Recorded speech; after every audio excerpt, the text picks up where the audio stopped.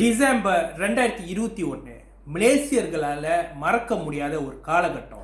2014 நடந்த the yellow flood மற்றும் 1971 நடந்த ஒரு பெரிய வெள்ளத்தோட கம்பேர் பண்ணி பார்க்கும்போது இந்த டிசம்பர் 2021 நடந்த இந்த பெரிய வெள்ளம் தான் அதிக பாதிப்பை மக்களுக்கு கொடுத்திருக்கு.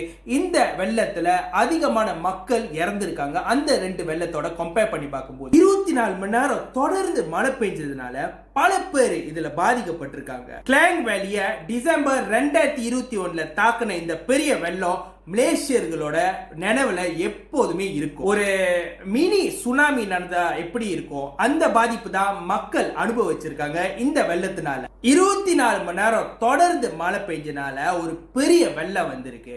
இந்த பதிவுல டிசம்பர் 2021 நடந்த இந்த இன்சிடென்ட் பத்தி தான் விரிவா பார்க்க போறோம். ஸ்ரீ முடா, ஷாலாம், பத்தாலிஞ்சாயா போல பகுதிகளில் 18 டிசம்பர் 2021 அந்த தேதி அன்னைக்கு ஒரு நாள் முழுவதும் மழை பெஞ்சிருக்கு. தமன் ஸ்ரீ முடால இருக்கிறவங்க என்ன சொல்லியிருக்காங்கன்னா, அந்த வெள்ளம் 20 நிமிஷத்துலயே அந்த வெள்ளம் ஹைட் அவங்களோட கழுத்து பகுதி வரைக்கும் ஏறிடுச்சுன்னு சொல்லியிருக்காங்க. அதனால இந்த வெள்ளத்துல அந்த ஏரியால உள்ள மக்கள் அவங்க வீட்டுள்ளே மாட்டிக்கிட்டாங்க. அதிகாரிகளோட உதவி அந்த நாள் இருட்டுற வரைக்குமே வரல. பயந்து போன மக்கள் சோசியல் மீடியால உதவி கேட்க ஆரம்பிச்சிருக்காங்க, அதுவும் வாலண்டியர்ஸ் கிட்ட இருந்து. வெள்ளம் அதிகமானதுனால சில பேர் என்ன பண்ணிருக்காங்கன்னா, அவங்க வீட்டோட ஓட்டு மேல உட்கார ஆரம்பிச்சிருக்காங்க.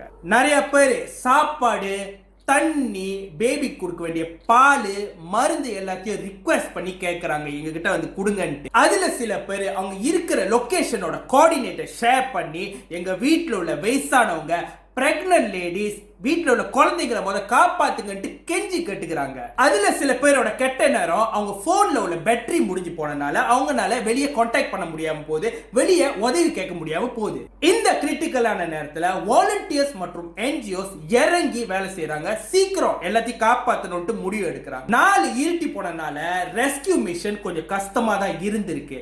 24 மணி நேரம் தாண்டியும் சில பேர் அந்த வீட்டுள்ள அவங்க இருக்கிற வீட்டுள்ள ட்ராப் பண்ணி தான் இருந்தாங்க, வீட்டுள்ள மாட்டிக்கிட்டு தான் இருந்தாங்க. முக்காவாசி பேரு இந்த ஃப்ளட் இந்த வெள்ளம் 48 மணி நேரம் கழிச்சு தான் அந்த வீட்டு விட்டே வெளியாக முடிஞ்சு. ஏன்னா 48 மணி நேரம் 2 நாள் கழிச்சு தான் அந்த தண்ணி வத்த ஆரம்பிச்சிருக்கு. இந்த விக்டம்ஸ், இந்த பாதிக்கப்பட்டவங்க எல்லாரும் வாலண்டியர்ஸை டிபெண்ட் பண்ணி இருந்தாங்க சாப்பாடுக்கும் தண்ணிக்கும். தாமன் ஸ்ரீ முடா மக்களை தவிர ஹுலுலாங்காட் மக்களும் அதிகமா இந்த இன்சிடென்ட்னால பாதிக்கப்பட்டிருந்தாங்க.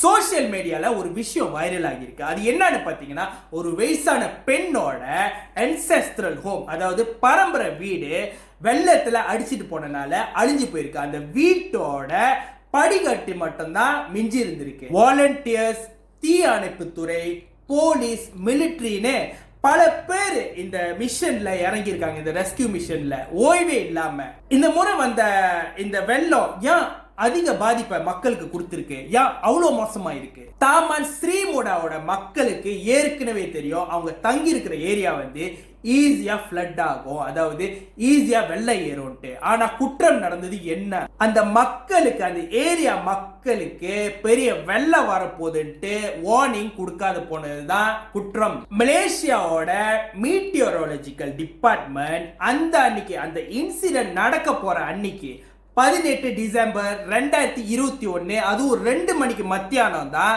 வார்னிங்கே கொடுத்திருக்காங்க. அதாவது ஸ்லாங்கோர்லயும் கோலாலம்பூர்லயும் ஒரு பெரிய மழை வரப்போகுது, ஒரு டேஞ்சரஸான மழை வரப்போகுதுன்ட்டு வார்னிங் கொடுத்திருக்காங்க. இது ஒரு லாஸ்ட் மினிட் வார்னிங். இந்த வார்னிங்கை முன்கூட்டியா ஸ்ரீமுடா மக்கள் கிட்ட சொல்லி இருந்தா அவங்க உஷாரா இருப்பாங்க. இந்த பெரிய வெள்ளத்துக்கு அந்த ஏரியா மக்கள் ரெடியா இருந்திருப்பாங்க. இந்த சம்பவம் நடக்கிறதுக்கு 2 மாசத்துக்கு முன்னே, அதாவது 10ஆம் மாசம் அக்டோபர் 2021 ஒரு ஸ்லாங்கோர் மாநில எம்எல்ஏ ஒரு பெரிய வெள்ளம் வரப்போகுதுன்னு சொல்லியிருந்தார். அவரோட குற்றச்சாட்டு என்னன்னு பாத்தீங்கன்னா, ஸ்லாங்கோர் மாநிலத்தோட drainage and irrigation department Taman Sri முடால ஒரு வாட்டர் பம்பை பூட்டி இருக்கணும்னு சொல்லியிருக்காரு. அந்த வாட்டர் பம்ப் நீங்க பூட்டலன்னா ஒரு பெரிய வெள்ளம் வரப்போகுதுன்ட்டு அந்த டிபார்ட்மெண்டோட ஆளுகளை கிளின்னு கிழிச்சிருக்காரு. அந்த வீடியோ அதிகமா அந்த நேரத்திலே வைரல் ஆகுனுச்சு. இந்த பதிவில் அந்த வீடியோ என்னால் ஷேர் பண்ண முடியாது, ஏன்னா காப்பிரைட் விழுந்துரும். என்னோட ஃபேஸ்புக் பேஜில் நீங்கள் போயிட்டு பாருங்க. அந்த ஸ்லாங்கூர் மாநில எம்எல்ஏ என்ன சொல்றாருன்னா, அந்த வாட்டர் பம்பை வந்து 7ஆம் மாதம், அதாவது ஜூலை மாதமே அந்த டிபார்ட்மெண்ட் ஆளுங்க பூட்ட ஆரம்பிச்சிருக்கணும், இன்ஸ்டால் பண்ண ஆரம்பிச்சிருக்கணும்.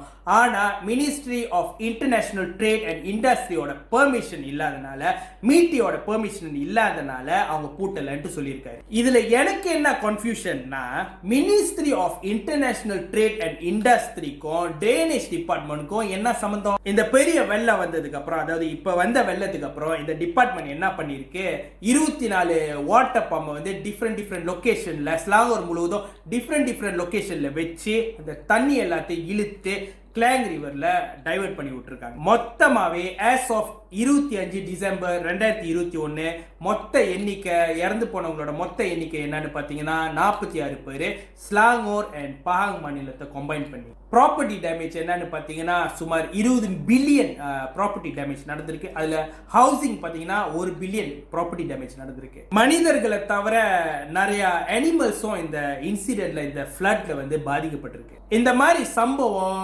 வருங்காலத்துல மீண்டும் நடக்காம இருக்கிறதுக்கு கவர்மெண்ட் என்ன பண்ணணும்னா, ஒரு ப்ராப்பர் ட்ரைனேஜ் சிஸ்டம்ல இன்வெஸ்ட் பண்ணணும். இந்த வெள்ளத்தை ஒரு அட்வான்டேஜா எடுத்து சில பேர் கடையை உடைச்சு பொருட்கள்லாம் திருடி இருக்காங்க.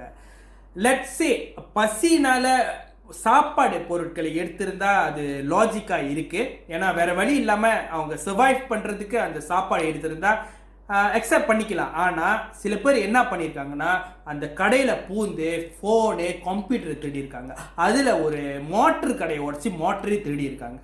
இந்த இன்சிடென்ட்ல பாதிக்கப்பட்டவங்களோட இந்த எக்ஸ்பீரியன்ஸ் இம்பேக்ட் லைஃப் லாங் கண்டிப்பாக இருக்கும். ஏன்னா அவங்களோட ப்ராப்பர்ட்டியை மட்டும் அவங்க இழக்கல, சில பேர் அவங்களோட ஃபேமிலி மெம்பரையும் இழந்திருக்காங்க. அண்ட் ஃபைனலி இந்த இன்சிடென்ட் அப்போ வாலண்டியர்ஸ் இல்லைனா, இல்லை வாலண்டியர்ஸ் இறங்கி வேலை செஞ்சவங்க இல்லைனா, இல்லை டொனேஷன் பண்ணவங்க இல்லைனா என்ன நடந்திருக்குன்னே தெரியல. இந்த வாலண்டியர்ஸ்னால தான் பல பேர், பாதிக்கப்பட்ட பல பேர் இன்னைக்கு இருக்காங்க, இன்னைக்கு சர்வைவ் பண்ணியிருக்காங்க. இந்த வாலண்டியர்ஸ் எல்லாருக்கும் நம்ம நன்றி சொல்ல கடமைப்பட்டிருக்கோம். அஃப்கோர்ஸ் அவங்க நன்றியை எதிர்பார்த்து அவங்க இது எல்லாத்தையும் செய்யல. அவங்களுக்குள்ள ஹியூமனிட்டி இருந்தனால தான் இது எல்லாத்தையும் செஞ்சிருக்காங்க. எல்லாருமே மலேசியர்களை நினைச்சு பெருமைப்படுறோம். தூர தேசத்துல இருந்து, வேற ஸ்டேட்ல இருந்து கார்ல, மோட்டர் பைக்ல, போட்டை கொண்டாந்து வாலண்டியர் பண்ணியிருக்காங்க. அடுத்தது என்ன நடக்க போகுது, உயிரோட இருக்க போறோமா சாவ போறோமாட்டு தெரியாம இருந்த இந்த விக்டம்ஸோட உயிரை இந்த வாலண்டியர்ஸ் நிறைய பேர் காப்பாத்திருக்காங்க. இந்த பதிவு உங்களுக்கு இன்ஃபர்மேட்டிவா இருந்திருக்கும்ட்டு நான் நம்புறேன். இந்த வீடியோவுக்கு லைக் கொடுத்துருங்க அண்ட் மறக்காம இந்த பதிவு பற்றி என்ன நினைக்கிறீங்கன்ட்டு கமெண்ட் பண்ணுங்க. அண்ட் வாலண்டியர்ஸ்க்கு நீங்கள் என்ன சொல்ல விரும்புகிறீங்கன்னு கூட கமெண்டில் எழுதிருங்க. என்னோட சேனலுக்கு சப்ஸ்கிரைப் பண்ணி எனக்கு சப்போர்ட் பண்ணுங்க. உங்களை இதே மாதிரி வேற ஒரு பதிவில் சந்திக்கிறேன். இதே மாதிரி இன்ஃபர்மேட்டிவான வேற ஒரு பதிவில் நான் உங்களை சந்திக்கிறேன். உங்கள் உடம்பு நல்லா பார்த்துங்க. Take care. பாய்.